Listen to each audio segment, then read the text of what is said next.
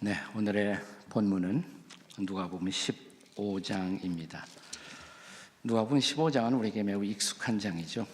여기에 우리에게 아주 친숙한 몇 가지의 비유가 나란히 기록되고 있습니다. 첫 번째 비유, 어떤 목자가 99마리 양을 놓아두고 잃어버린 한 마리의 양을 찾아 나서는 이야기.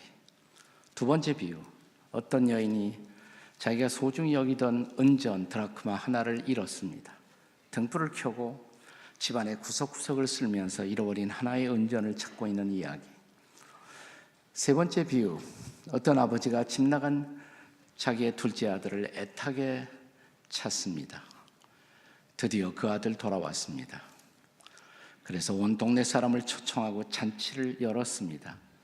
이 세 번째 비유가 유명한 돌탕의 비유죠. 돌탕, 돌아온 탕자의 비유. 네. 우리가 너무 익숙하고 너무 잘 알기 때문에 드디어 탕자가 돌아왔다, 둘째가 돌아왔다, 그것이 누가복음 15장의 클라이맥스라고 생각해요.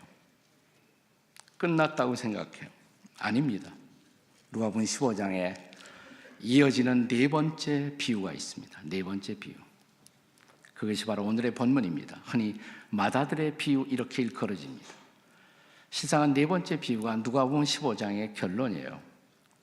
이것은 누가복음 15장의 결론일 뿐만 아니라 기독교의 결론입니다. 교회가 존재하고 있는 이유를 여기서 발견할 수가 있습니다.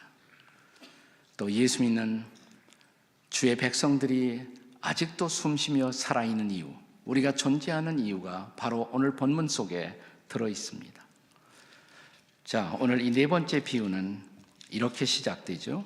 25절에 마다들은 밭에 있다가 돌아와 집에 가까이 왔을 때 풍악과 춤춘 소리를 듣고 한 종을 불러서 묻습니다. 도대체 우리 집에 무슨 일이 일어나느냐고. 대답하되 당신의 동생이 돌아와 당신의 아버지가 너무 기뻐서 지금 잔치를 열었다고. 그런데 28절에 보시면 그가, 마다들이죠. 마다들이 노하여 그랬어요. 마다들이 왜 노합니까? 동생 돌아왔는데 아버지가 기뻐 잔치를 열었는데 그가 노하여 들어가고자 하지 아니하거늘. 아버지가 나와서 권합니다. 너 도대체 왜 그러니? 자, 29절이 중요해요. 29절. 우리 다 함께 읽겠습니다. 29절 시작. 아버지께 대답하여 이르되 내가 여러 해 아버지를 섬겨 명을 어기미었거늘 내게는 염소 새끼라도 주어 나와 내 벗으로 즐기게 하시니리. 여기 마다들의 대답 속에서 마다들은 이렇게 말합니다. 내가 지나간 여러 해 아버지를 섬겨 아버지의 명을 어긴 일이 없습니다. 정말 이 마다들은 아버지의 명령을 어긴 일이 없었을까요? 제가 결론부터 말씀을 드리면 이 마다들은 아버지의 가장 중요한 두 가지 명령을 어기고 있었어요. 두 가지 명령. 이 마다들이 지켰어야만 했었던 아버지의 두 가지 명령. 그것이 바로 우리의 사명입니다. 우리의 존재의 이유인 것입니다. 자, 첫 번째 명령. 아직도 둘째 아들의 행방을 모르는 안타까운 상황 속에서 어느 날 아버지가 마다들 불러놓고 그 마다들에게 중요한 명령을 한다면 무슨 명령을 할 것 같아요? 동생 찾아오라고. 맞습니다. 우리 옆에 뒤에 있는 사람하고 동생을 찾읍시다 한번 해보세요. 시작. 동생을 찾읍시다. 네. 내 동생 찾아와. 이걸 쉽게 말하면 전도의 명령이에요. 혹은 선교의 명령, 전도의 명령이라고 할 수가 있습니다. 오늘 본문에 앞서 네 번째 비유에 앞서 선행하는 세 가지 비유는 다 거기에 초점이 있습니다. 자, 누가복음 15장을 열자마자 나란히 등장하는 세 가지 비유의 공통점이 뭔가 다시 한번 생각해 보세요. 첫째 비유, 어떤 목자가 잃어버린 한 마리 양을 찾습니다. 두 번째 비유, 어떤 여인이 잃어버린 은전 하나를 애타게 찾습니다. 세 번째 비유, 어떤 아버지가 집 나간 자기 아들을 찾습니다. 공통점이 뭐예요? 찾고 있다 이 말이죠. 찾고 있어요. 이것은 잃어버린 영혼을 찾고 있는 하나님 아버지의 마음을 보여주는 비유들이에요. 그러니까 첫 번째 비유, 잃어버린 양 한 마리를 찾고 있는 목자의 가슴, 그게 하나님 아버지의 가슴이에요. 아버지의 마음이에요. 하나님의 마음인 것입니다. 두 번째 비유, 잃어버린 은전을 찾고 있는 여인의 마음, 그것도 하나님의 마음이에요. 여기 잃어버린 인생을 찾는 하나님의 마음을 두 번째 비유에서는 왜 여인에게 비유했을까? 오래전에 저는 그것이 갑자기 궁금해졌습니다. 근데 아무리 생각해도 대답이 쉽게 나오지 않아요. 근데 어느 날 대답을 찾았습니다. 제 아내와 함께 서울에서 택시를 타고 목적지에 가서 택시 요금을 주고 거스름을 받는 과정에서 10원짜리 동전 하나가 택시 밑으로 굴러 들어갔어요. 10원짜리 동전이니까 저는 그냥 내리려고 그랬어요. 근데 제 아내가 찾는 거예요. 네, 택시 운전수가 소리가 높아지기 시작합니다. 도대체 뭘 하고 있냐고 빨리 내리지 않고 너는 소리를 질러라, 나는 찾는다. 이 무서운 여자의 집념. 나는 그 순간 갑자기 누가복음 15장의 두 번째 비유가 생각이 났어요. 잃어버린 은전을 포기할 수 없는 여인의 마음, 이게 바로 하나님의 마음이로구나. 경기도 수원에 제가 가까이 지내는 장로님 한 분이 있는데 아들이 둘이 있는데 한 아들이 어느 날 여름철에 경기도에는 한 호수에서 수영을 하다가 익사하는 사고가 발생했습니다. 안타까운 일이죠.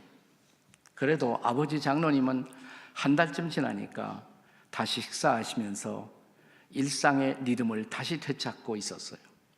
근데 어머니 권사님은 두 달이 지나도 석 달이 지나도 세상 떠난 자기 아들의 이름을 부르다가 1년 만에 아들을 따라가시더라고요. 이 아들을 포기할 수 없는 엄마의 가슴, 여인의 가슴, 그렇게 잃어버린 영혼을, 잃어버린 인간을 포기할 수 없어 하는 하나님의 마음을 여기서 우리는 읽을 수가 있어야 합니다. 세 번째 비유, 집 나간 자기의 둘째 아들을 기다리고 찾고 또 찾는 아버지. 드디어 돌아왔어요. 얼마나 기뻤을까요? 네, 잔치를 열었단 말이죠. 근데 이 잔치를 기뻐하지 않는 존재가 있었다는 거예요. 누가 이 잔치를 기뻐하지 않았습니까? 네, 맏아들도 기뻐하지 않았지만 더 기뻐하지 않았던 것은 아마도 송아지들이었을 것입니다. 송아지 잡아서 잔치했으니까. 예, 맞아요. 맏아들이 기뻐할 수 없었습니다. 궁금하지 않으세요? 맏아들이 왜 기뻐하지 않았을까? 도대체 맏아들의 비유를 세 가지 비유로 끝나지 않고 네 번째 맏아들의 비유를 이 누가복음 15장의 마지막에 첨부하신 성령님의 의도는 도대체 무엇일까? 우리가 누가복음 15장은 시작되는 처음 구절에서 우리는 그 대답을 발견할 수가 있어요. 15장 1절입니다.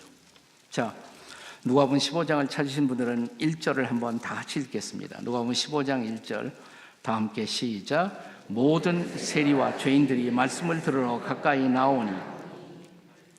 예수님 당시에 예수님의 말씀을 가장 즐겨 듣던 사람들은 세리, 죄인, 장녀들, 그 당시 사회의 소외 계층에 속하는 소위 아웃캐스트에 속하는 사람들이 예수님의 말씀을 가장 사모하는 사람들이었어요. 그들에게 예수님의 말씀은 구원의 말씀이고 소망의 말씀이고 생명의 말씀이었을 것입니다. 그 말씀을 들으러 가까이 나오니. 근데 2절 보세요. 누가복음 15장 2절에 바리새인과 서기관들이. 누가 등장해요? 바리새인과 서기관들이. 여러분, 바리새인과 서기관들은 무신론자 아닙니다. 하나님을 가장 잘 믿는다고 자부했던 사람들이에요. 모세의 율법 토라를 지키고 간수하고 해석도 하고 가르치던 사람들, 바리새인 서기관들이 수군거려 이르되 이 사람이, 즉 나사렛 예수가 죄인들을, 사람 같지 않은 사람들을 영접하고 그들과 같이 앉아서 음식을 먹는다고 하더라.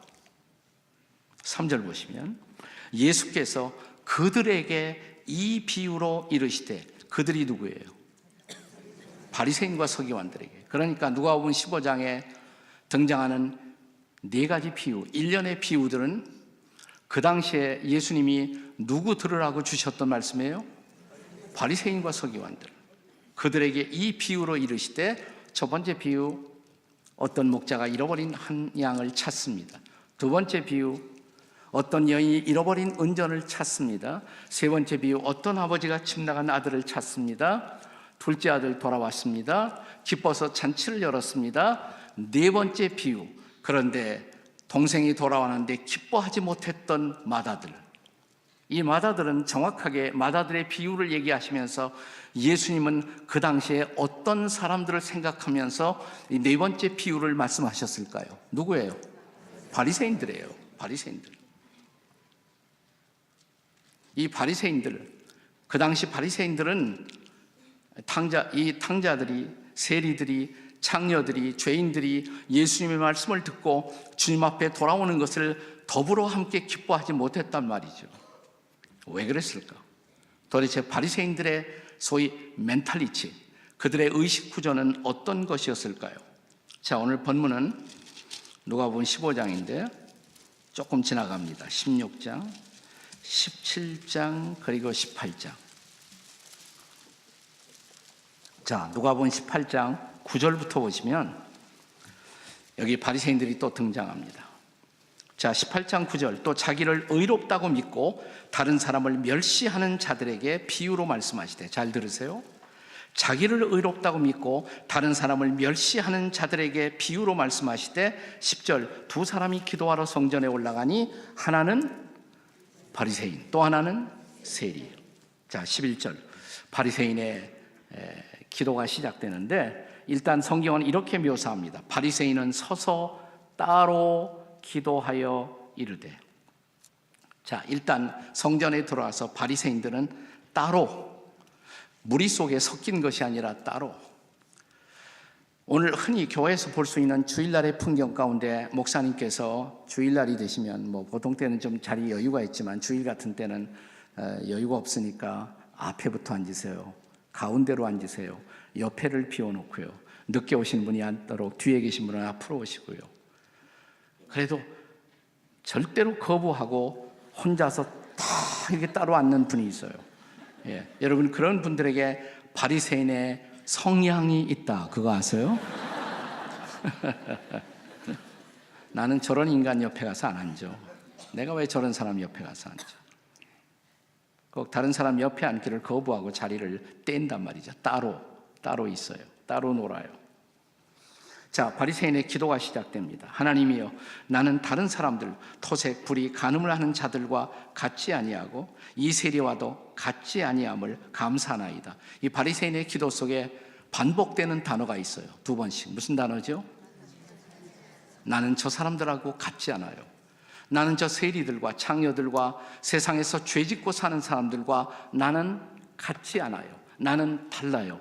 나는 만세전부터 택정함을 입고, 나는 주일 성수 빼먹지 않았으며, 나는 주일이면 항상 교회 와서 봉사했으며, 나는 저 세상에서 깽판치고 부도덕하고 나는 그 사람들과 같지 않아요. 여러분, 이게 바로 바리새인의 의식 구조라는 거 알아요? 자, 바리새인의 기도가 계속됩니다. 12절, 나는 일에 2번씩 금식하고 또 소득의 11조를 드리나이다. 그 당시 예수님 당시에 경건했던 사람들은 일주일에 1번쯤은 금식을 했어요. 근데 바리새인들은 일주일에 우리는 2번씩 금식한다고. 묻겠습니다. 바리새인들이 금식한 것이 잘못입니까? 아닙니까? 아니죠. 네. 신앙생활하면서 하나님의 뜻을 헤아려 찾기 위해서 그 하루에 3끼씩 먹는 식사 시간까지 단절하면서 기도하면서 하나님의 뜻을 금식하며 찾아본 경험이 없다면 우리는 바리새인들을 비난할 자격이 없어요. 1년 365날 하루 3끼씩 한 끼도 빼놓지 않고 정확하게 찾아 잡수시는 신사숙녀 여러분, 내가 금식하면서 하나님의 뜻을 찾고 금식하면서 주의 뜻을 찾아본 경험이 없다면 우리는 바리새인을 비난할 자격이 없어요. 우리는 바리새인보다도 못한 인생이에요. 자, 또 바리새인은 이렇게 기도 속에 고백했습니다. 나는 소득의 11조를 드리나이다. 바리새인이 11조 드린 것이 잘못이에요? 잘못이 아니에요? 아니죠. 오늘 아침에도 말씀을 드렸습니다마는 내가 땀 흘려 일할 수 있는 건강, 일할 수 있는 아이디어, 일할 수 있는 환경 하나님이 주셨어요. 그래서 얻은 소득이라면 이것은 전적인 하나님의 것이라고, 하나님의 도움 때문이라고, 이 모든 것은 하나님의 것인 것을 인정하고 10분의 10이 다 하나님의 것이지만 구체적으로 10분의 1을 하나님께 드려 이 모든 것이 주의 것임을 고백하고, 그러니까 11조 드리고 10분의 9도 하나님의 뜻을 따라 사용할 줄 아는 것, 이것은 하나님의 백성다운 삶의 고백입니다. 11조도 드리지 못한다면 우리는 바리새인보다도 못한 거예요. 바리새인을 비난할 자격이 없어요. 그럼 뭐가 잘못되었어요? 그럼 바리새인 뭐가 잘못되었단 말이에요? 내가 주일 성수하고, 내가 11조하고, 내가 금식도 하고, 내가 주일 열심히 교회 봉사하니까 나는 할 일 다 했다 이 말이에요. 자, 그런데 다시 맏아들, 둘째 아들이 있는 그 집, 돌아온 둘째 아들이 있어서 기뻐 잔치를 연 그 집으로 돌아가 보세요. 그 상황으로 돌아가 보세요. 자, 아버지가 둘째 아들의 행방을 몰랐던 상황, 그 상황으로 돌아가 보시면 그 안타까운 상황 속에서 아버지가 맏아들 불러놓고 맏아들에게 가장 중요한 명령을 한다면 무슨 명령한다고 그랬어요? 내 동생 찾아오라고, 내 동생 찾아오라고. 이제 그건 안 했다 이 말이에요. 그러면서 자, 이게 누가복음 15장 오늘 본문의 맏아들의 항변은 뭐예요? 나는 내 동생처럼 밖에 나가서 방탕한 일이 없다고. 나는 저 밖에 나가서 나는 죄를 지은 일도 없고 부도덕한 일을 한 일도 없고 나는 방황한 일도 없다고. 그러나 아버지의 가장 중요한 명령 뭐예요? 내 동생 찾아와. 이 전도의 명령이에요. 전도의 명령. 이것을 선교학자들은 너무 중요한 명령이어서 이것을 그리스도인들의 지상명령, 영어로 The Great Commission이라고 해요. The Great Commission. 가장 중요한 명령. 잃어버린 영혼들을, 잃어버린 형제들을 찾아오는 것, 전도하는 것. 내가 아무리 주일 성수했어도, 아무리 교회 봉사 열심히 해도 내가 전도의 명령 앞에 순종한 일이 없다면 나는 아직도 아버지의 가장 중요한 명령을 거스리고 있다는 사실. 우리가 존재하는 이유, 우리가 살아있는 이유, 이거 하라고, 잃어버린 영혼을 찾아오라고, 전도하라고. 여러분, 창세기부터 계시록까지 성경의 명령이 뭐예요? 하나님이 자유로운 의지를 주셔서 인간으로 하여금 하나님을 높이고 하나님을 찬양하고 하나님을 영화롭게 하고, 그러나 그 자유로운 의사로 그렇게 하기보다도 하나님을 반역하고 떠나간 인간을 하나님은 포기하지 않고 찾아오셔서 아담 시대부터 시작해서 아담아 네가 어디 있느냐, 잃어버린 영혼을 찾는단 말이죠. 2000년 전 하나님의 아들 예수께서 이 땅에 오셨을 때 성경은 기록하기를 인자가 온 것은 잃어버린 자를 찾아 구원하려 하십니다. 그게 가장 중요한 목적이에요. 그것 때문에 예수님 오셨어요. 그런데 여러분, 잃어버린 영혼을 찾고 계세요? 전도하세요? 참 흥미로운 사실은 신앙생활의 연륜이 더할수록 전도하지 않는다는 것입니다.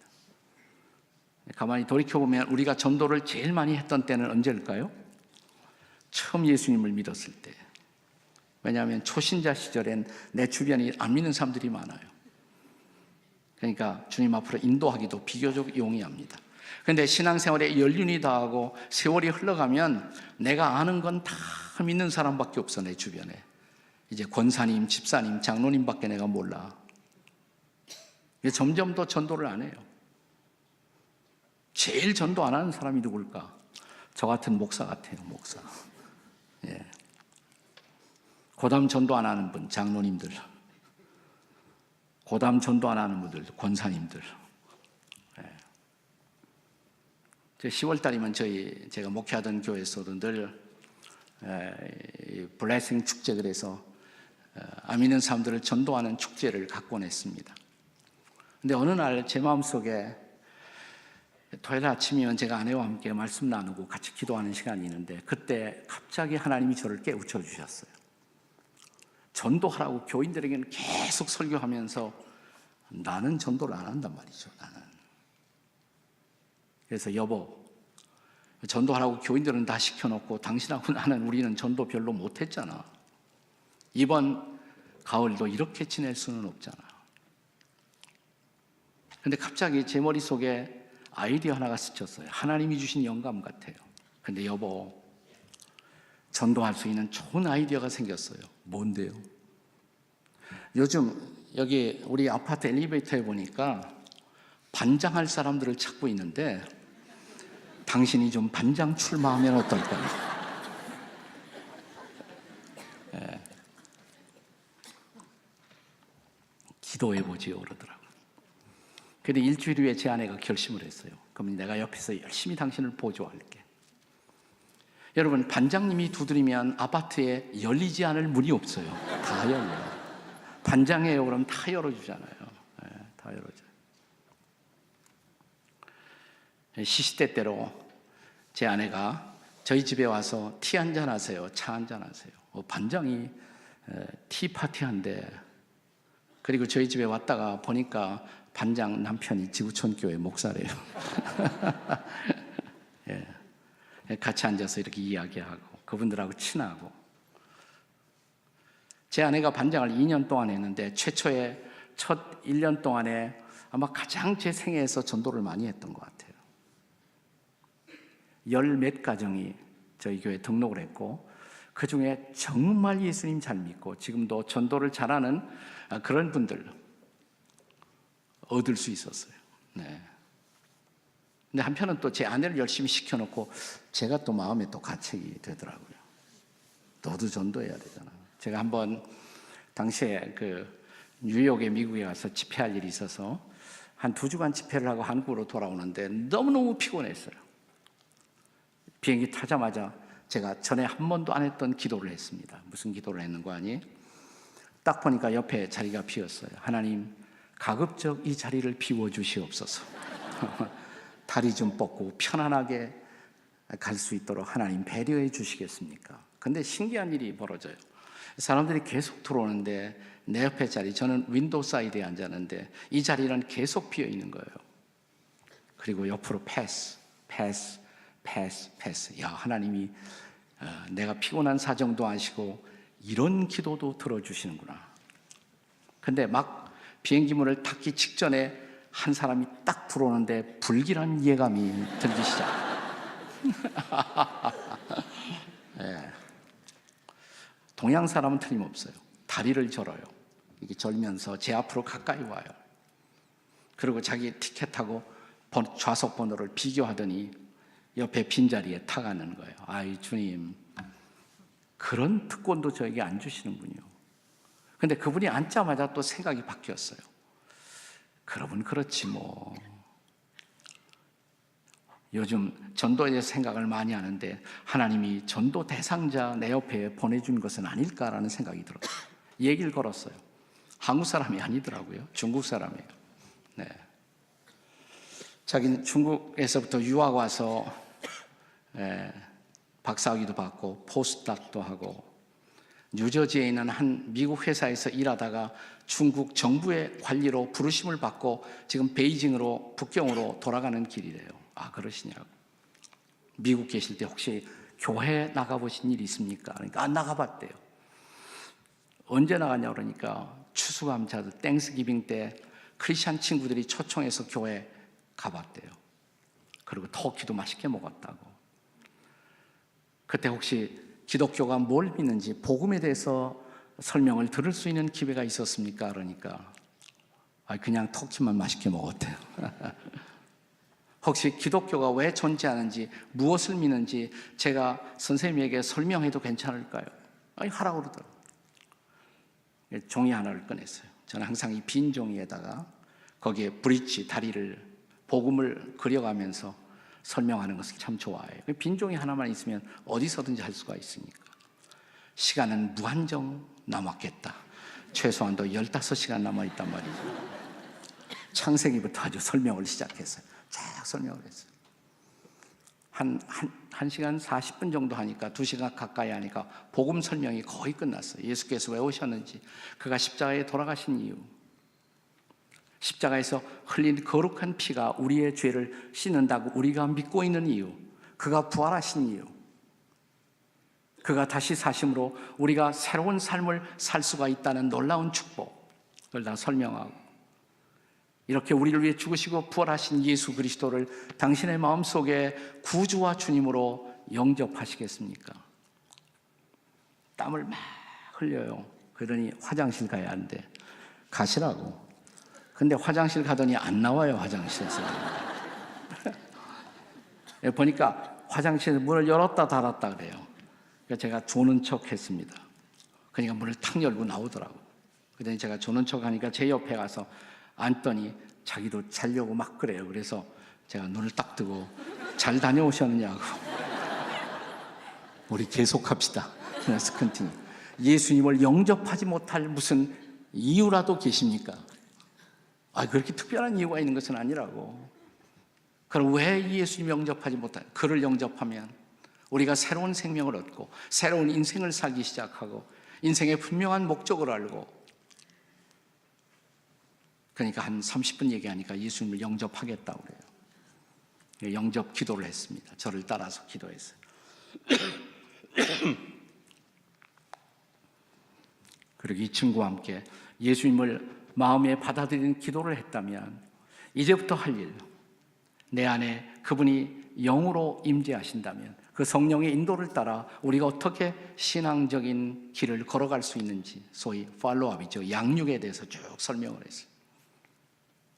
교회 나가는 이유, 기도하는 이유, 성경을 읽어야 할 이유, 이런 건 쭉 같이 나누었습니다. 그러니까 너무 빨리 한국에 왔어요. 그래서 우리 주소 교환하고 다시 축복 기도하고. 놀라운 사실은 이 친구가 정말 지금은 삼작교회 베이징에서 나가는데 너무 예수님을 잘 믿어요. 삼작교회 중요한 리더가 됐어요. 저하고 늘 통신하고, 제가 베이징에 가면 가서 이 친구를 꼭 만나서 같이 말씀을 나누고 기도합니다. 전도의 축복을 아세요? 전도하는 것이 얼마나 놀라운 것인지. 이 전도의 명령, 우리가 문화권을 달리해서 다른 문화, 타 문화에 가서 전도를 하면 우리가 선교라고 말하지만 전도와 선교는 같은 선상에 있어요. 본질적으로 같은 것이죠. 잃어버린 영혼을 찾는 것. 한마디로 말하면 내 동생 찾아와. The Great Commission, 예수님이 마지막까지 강조하신 것. 성령이 임하시면 너희가 권능을 받고 예루살렘은 내가 가장 가까이 있었던 것, 그 당시에 제자들이 유대와 사마리아와 땅끝까지, 우리 동네부터 시작해서 저 먼 곳까지 가서 복음을 전하라고. 이것이 가장 중요한 명령이라고. 이것 때문에 교회는 존재하고 있는 것이라고. 근데 어떤 사람은 또 열심히 나가서 아우리치도 하고 해외 선교도 하고 그건 하는데 또 동네에서는 전도를 안 해요. 세계적인 전도자인 빌리 그레이엄 목사님이 한 번은 목회자들 컨퍼런스를 가졌던 적이 있습니다. 여러 해 전인데 그분이 이런 말을 하던 것을 제가 인상 깊게 기억해요. 나는 전 세계를 다니면서 복음을 전하는 사람이라고. 수만 명, 수십만 명을 세계 모든 도시에서 가서 복음을 전하고 주님 앞에 초청하는 일을 해왔다고. 그런데 내가 내 고향에 돌아오면, 내가 사는 집, 저 노스캐롤라이나 샬롯이라는 내 고향 마을, 내 집으로 돌아오면 때때로 이런 생각이 든다고. 내가 전 세계에 나가서 수많은 사람들에게 전도했으니까 내 동네에서는 전도하지 않아도 좋을 생각이 날 때, 그때가 바로 나의 영적 위기라고. Spiritual crisis, 영적인 위기. 내가 시장에서 만나는 사람, 내가 바버샵에서 만나는 사람, 내가 일상의 거리에서 만나는 사람들에게는 전도하지 않아도 좋을 생각을 하고 있을 때, 그때가 바로 우리의 영적 위기라. 우리가 존재하는 이유, 우리가 살아있는 이유, 여러분을 일꾼으로 삼아주신 이유, 다른 거 없어요. 전도하라는 거예요. 전도. 교회 여러 부서가 있지만 그 부서가 다 힘을 합해서 결국은 교회 공동체를 통해서 복음을 전하라고. 혼자 전도하기 힘드니까, 혼자 선교하기 힘드니까 우리가 힘을 합하여 공동체를 통해서 함께 전도의 전략을 논의하고 함께 나가서 복음을 전하고 함께 나가서 선교하고 내 동생 찾아와. 다시 한번 옆에 뒤에 있는 사람하고 동생을 부지런히 찾읍시다 한번 해보세요.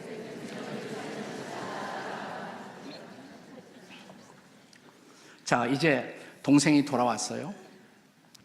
동생이 돌아온 다음에 아버지가 맏아들 불러놓고 이번에 맏아들에게 또 하나 명령을 한다면 무슨 명령을 할 것 같아요? 이번에는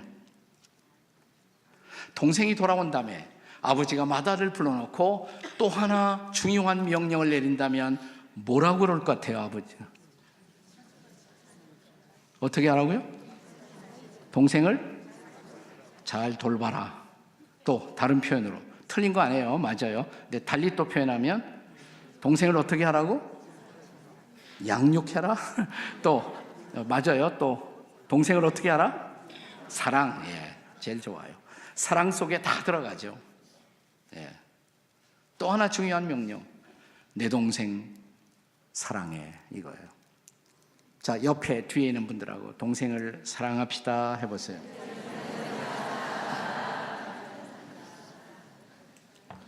우리는 첫 번째 전도의 명령을 생각했어요. 전도의 명령. 근데 성경에 또 하나 강조된 중요한 명령이 있다면 이것이 사랑의 명령이에요. 사랑의 명령.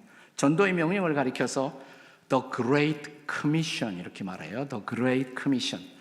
근데 사랑의 명령을 가리켜서 The Great Commandment. The Great Commandment. 가장 큰 계명. 가장 큰 계명.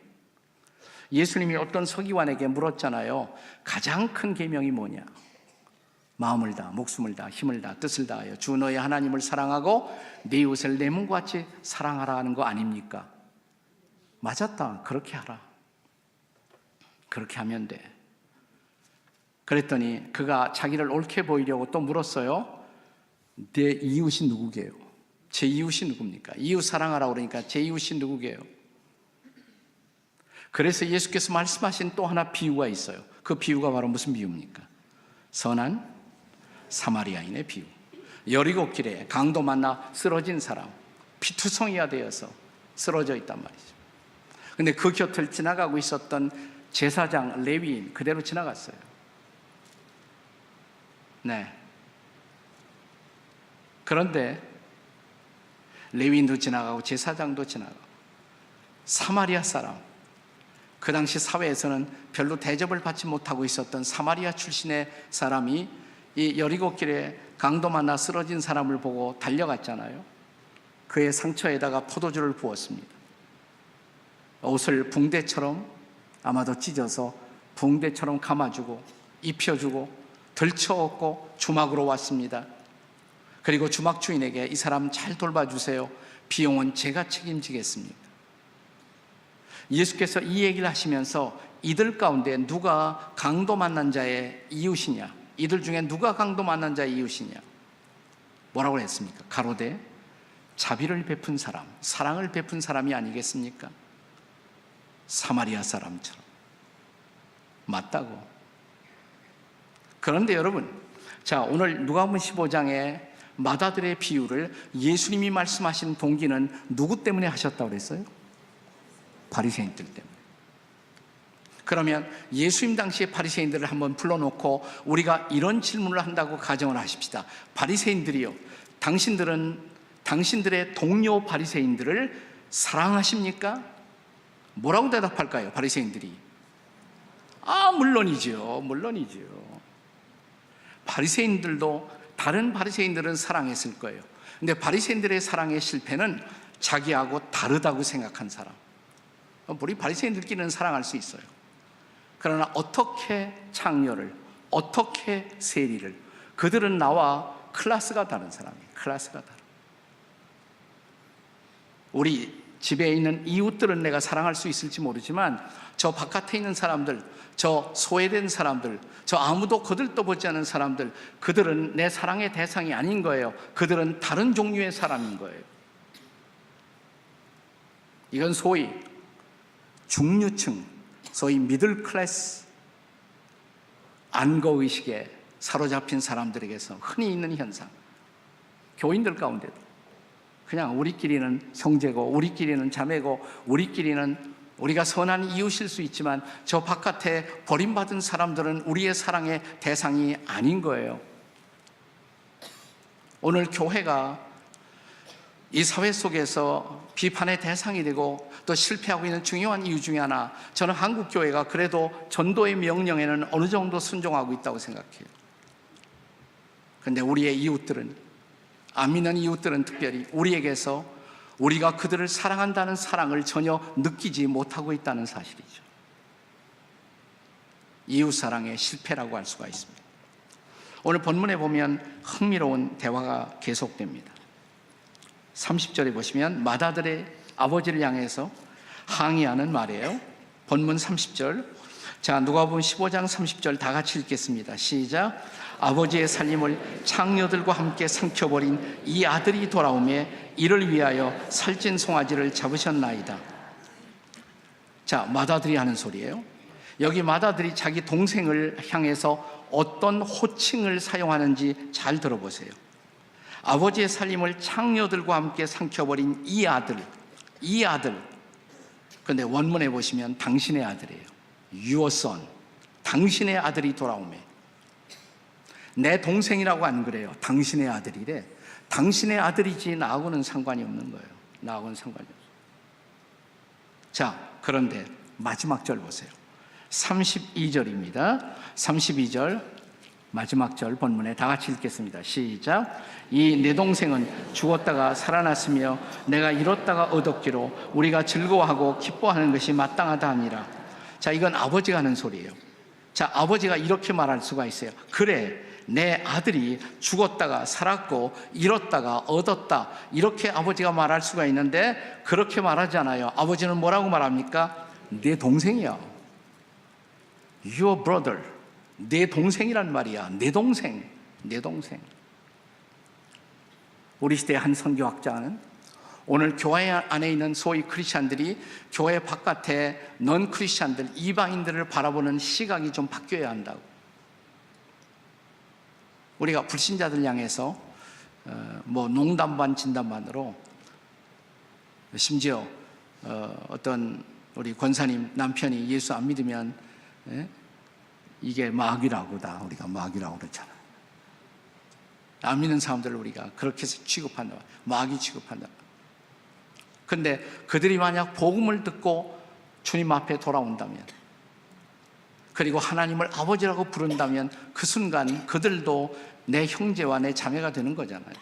그래서 이 선교학자는 불신자를 바라보는 우리의 시각에서 가능성의 형제, potential brotherhood, 가능성의 형제, 복음 듣고 예수만 믿으면 저 사람도 내 형제가 될 거예요.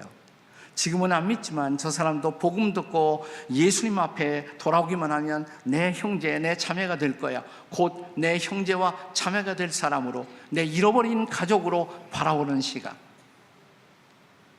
이 시각이 있어야 전도도 할 수 있고 사랑도 할 수가 있고. 사실 사랑과 전도는 동떨어진 것이 아니죠. 동전의 양면 같은 것입니다. 사랑 없이 어떻게 전도할 수가 있어요? 또 우리가 어떤 사람을 참으로 사랑한다면 사랑하는 사람에게 가장 소중한 복음을 어떻게 들려주지 않을 수가 있단 말입니까? 근데 중요한 것은 일단 내 인생의 길에서 내 옆에 사는 사람뿐만 아니라 내 인생의 길에서 만나는 사람들을 하나님이 내게 사랑하라고 주신 사람으로 바라볼 수 있는지, 다가설 수 있는지. 제가 미국에 살 때 아주 친하게 지내던 미국 목사님이 있었어요. 그분에게 들은 얘기입니다. 오랫동안 제 마음에 남는 얘기예요. 친구 집에 갔어요. 친구 딸 어린 소녀 수젠이라는 이름의 소녀가 인형들을 갖고 막 놀고 있었어요. 질문을 했대요. 수젠, 네가 그 인형들 중에서 네가 제일 사랑하는 인형이 어떤 거니? 여긴 없어요. 그랬더니 어딨니? 제 방에 있어요. 보여줄 수 있니? 안 돼요. 왜? 보여드리면 아저씨는 저를 비웃을지 몰라요.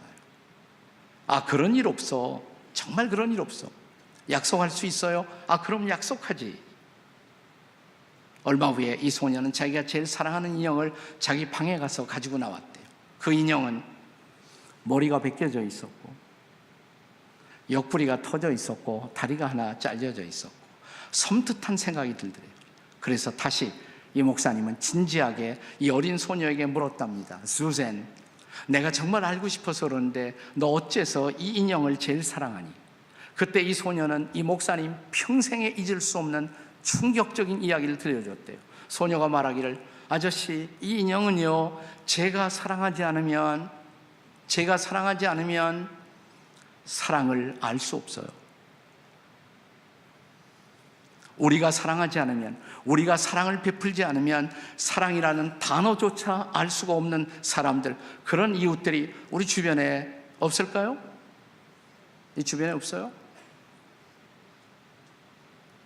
그들을 어떻게 사랑할 수 있느냐, 그들을 어떻게 품을 수 있느냐, 이게 우리 교회가 존재하는 또 하나의 이유예요. 우리가 아직도 살아있는 이유, 복음을 전하라고. 요한복음 15장에 기억하십니까? 너희가 나를 택한 것이 아니요 내가 너희를 택하여 세웠나니 이는 너희로 가서 나 혼자만 택함 받았다고 자랑하게 하려 함이라. 그게 아니고 너희로 가서 열매를 맺게 하려 함이라. 내가 구원받은 것은 이제 이 구원의 복음을 다른 사람들에게 전하기 위해서 하나님이 먼저 나를 택하신 거란 말이죠. 가야 돼요. 이제 전해야 돼요. 사랑해야 돼요. 사랑을 알 수 없는 사람들, 사랑을 경험해 보지 못한 사람들에게도 사랑을 베풀어야 돼요. 십자가의 사랑, 자기의 모든 것을 전혀 나 같은 존재를 위해서 내어주신 주님의 사랑, 그 사랑에 빚진 자라면 이제 우리가 그 사랑을 전해야 되잖아요. 그 사랑을.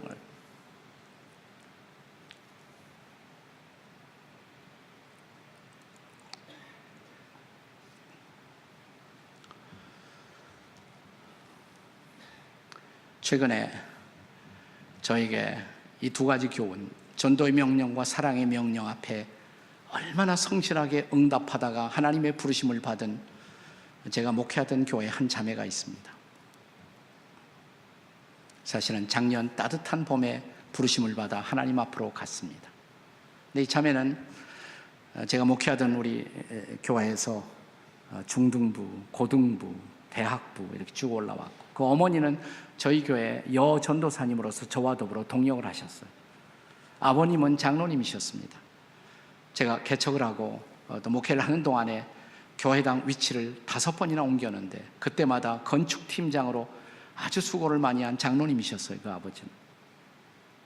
이 자매는 신앙인 집안에서 태어나서 평범하게 자라왔던 그런 자매였습니다. 서울대학 불문과를 나왔고 또 대학을 졸업한 다음에 학원의 강사가 됐어요. 스타 강사가 됐어요. 아주 인기 강사가 돼갖고 정말 아이들이 좋아했고 돈도 꽤 벌었습니다. 이 자매가 그런데 청년들과 함께 저희 교회 생활을 하다가 전도 폭발 훈련을 받게 됐어요. 이 전도 폭발 훈련을 받으면서 깜짝 놀랄 만한 발견을 했어요. 그건 뭐냐면, 전도하는 것이 이렇게 재미있는데 내가 그동안 전도하지 못했다.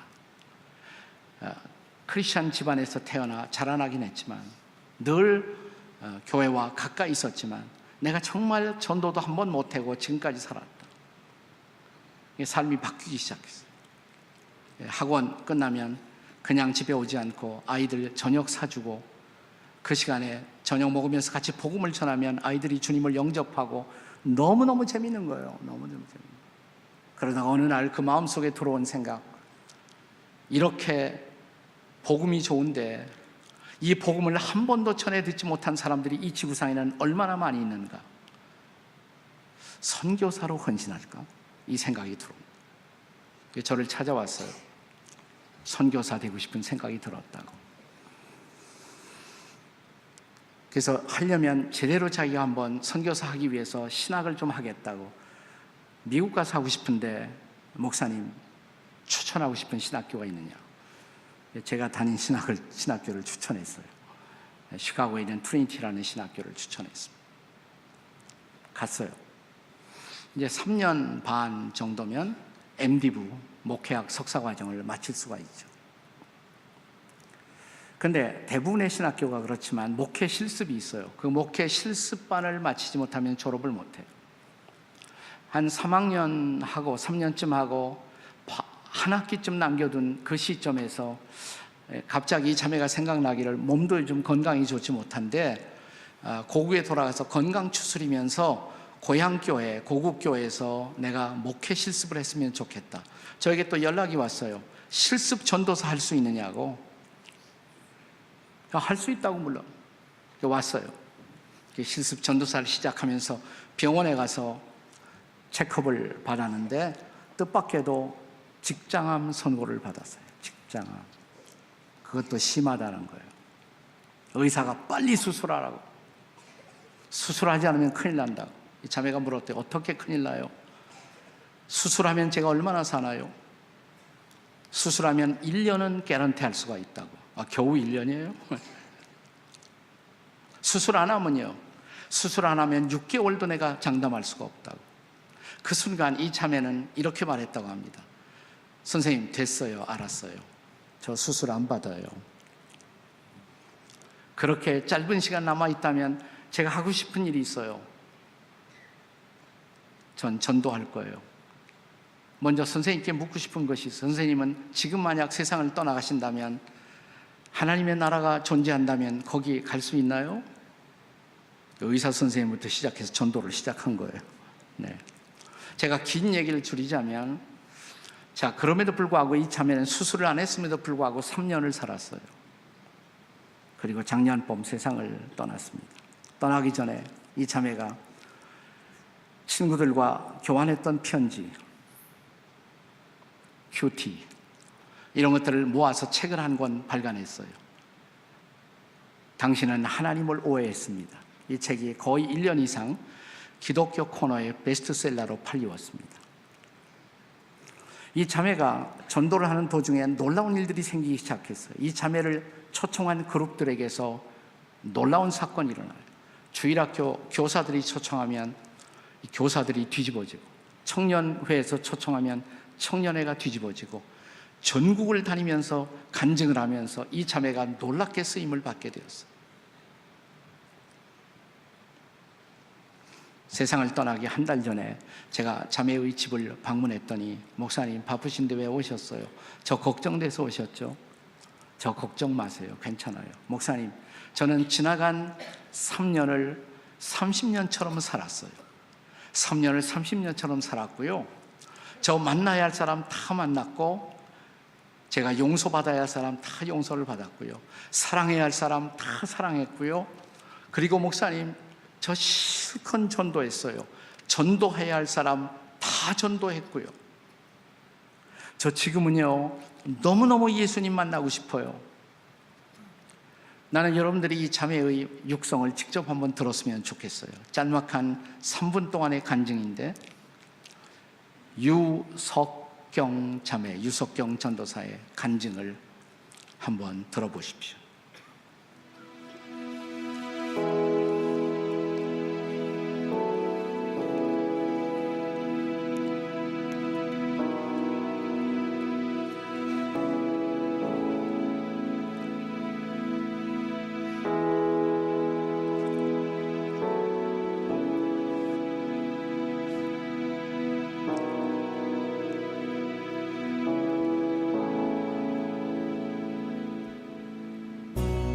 많은 분들이 하나님을 원망하냐고 했지만 저는 단 한 번도 하나님을 원망하지 않았습니다.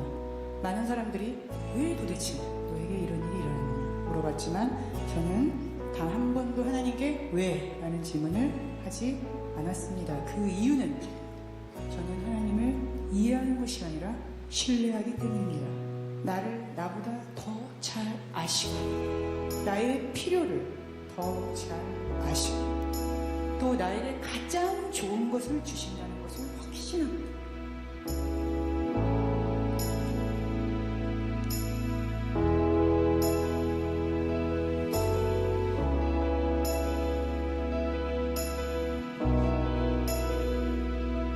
저는 이 고통의 시간을 통해서 복음의 놀라운 능력을 깨달은 것이 저에게 큰 축복이었습니다. 이 죽음의 문턱에서 느끼는 이 평안, 이 행복, 그것을 경험하면 저는 더욱더 정말 이 세상에서 이 복음만큼 좋은 것은 없구나 라고 확신하게 되었습니다. 어떻게 사람이 곧 죽는다, 그것도 아주 비참하게, 아주 고통스럽게 죽는다, 그런 얘기를 듣고도 이렇게 행복하고 이렇게 평안할 수 있을까요? 제 자신을 보면서 저는 이 복음의 능력에 대해서 감탄하게 되었습니다. 저는 죽음에 대한 두려움이 전혀 없습니다.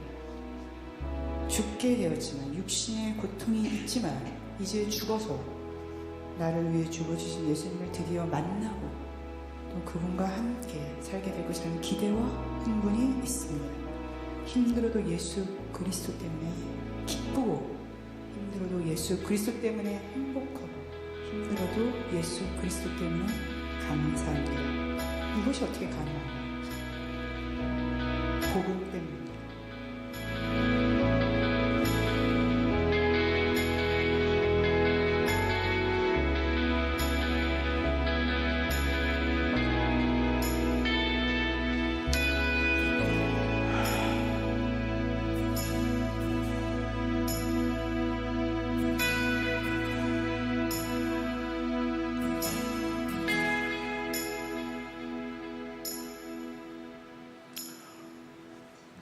이 자매의 간증이 세상 떠나기 2달 전, 1달 반쯤 전에 이 간증이 마지막 간증이었습니다.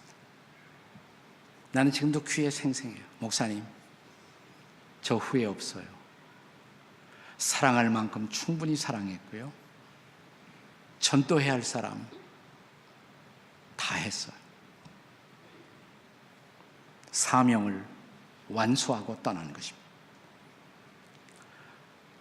우리의 심장이 멎는 그 순간, 우리의 몸에 더운 피가 식는 그 순간, 그 마지막 순간, 인생의 결산의 순간, 주님은 우리에게 2가지를 물을 것입니다. 우리에게 맡겨주신 2가지, 복음을 얼만큼 전하며 살았는지, 그리고 맡겨주신 이웃들을 얼만큼 사랑했는지. 사랑의 명령, 전도의 명령. 혼자 전도하기 어렵고 혼자 사랑하기 어려워서 공동체로 하라고 우리에게 교회를 주셔서 우리는 함께 전도하고